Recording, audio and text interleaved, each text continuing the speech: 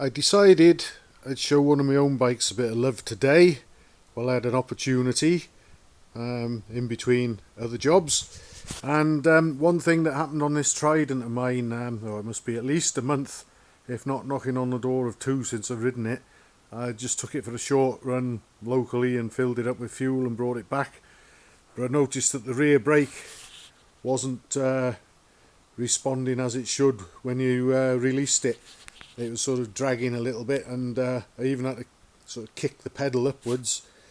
I wasn't happy with it, and I also noticed that I didn't have to press the pedal as far as what seemed normal for the brake to come on. So I was a bit alarmed because I know that the brake linings in there are bonded onto the shoes, they're not riveted, and in some cases over the years, especially in our lovely damp weather climate that we got here, you can get a bit of corrosion of the aluminium of the brake shoes, and then the brake linings start to lift, and if you're really unlucky they can break free and sort of slew round, break up and even lock the wheel, and I didn't fancy that on this. So I decided I'd take the rear wheel off and have a look. As it happened, the brake shoes were okay, although I cleaned them up with clutch and brake cleaner and also the drum. But it was actually the brake operating cam was binding in the brake plate. It was quite gunged up and rusted, so I've had it all apart, cleaned it, greased the spindle of the cam, and also while it was out, I don't really sort of charge money for painting.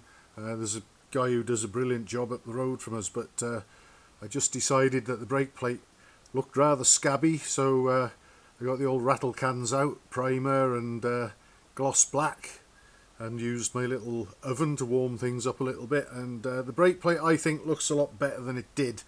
I need to tidy up the swing arm a bit as well actually, and also the chain guard, but I can get at them more easily any time. But I think I will do, because although the bike can clean up to look fairly presentable if you don't look too close, overall there's bits and pieces on the rear end that really do let it down, so I intend to do something about them at some point. But the next thing I'm going to do with this, I think, is just lower the bike lift, and seeing as I've got the keys and everything here, I'm going to just start it and run it a little while just to clear any wet sumping that might have occurred while it's been stood idle. But got a nice strong return on the brake pedal now, and the brake will probably have a little bit more bite now that the linings have been cleaned up and the drum's been cleaned up. And I don't think I'm going to be doing anything with this until well into next year. I'm certainly not going out on salted roads again. It came back, and after a few days last time I did that, it looked like it had been dredged out of a canal.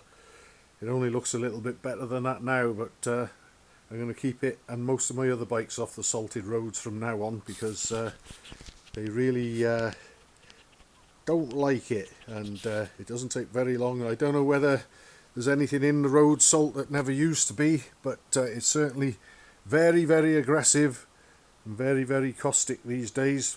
Maybe they just put more of it down, I don't know, but it seems to kill off all the grass on the verges of the roads as well.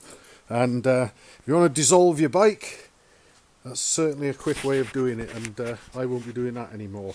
But that's another little improvement on the Trident, ready for next year, when hopefully, if and when the sun comes out and it's warmer and we get nice days, perhaps we do a few more miles on it again.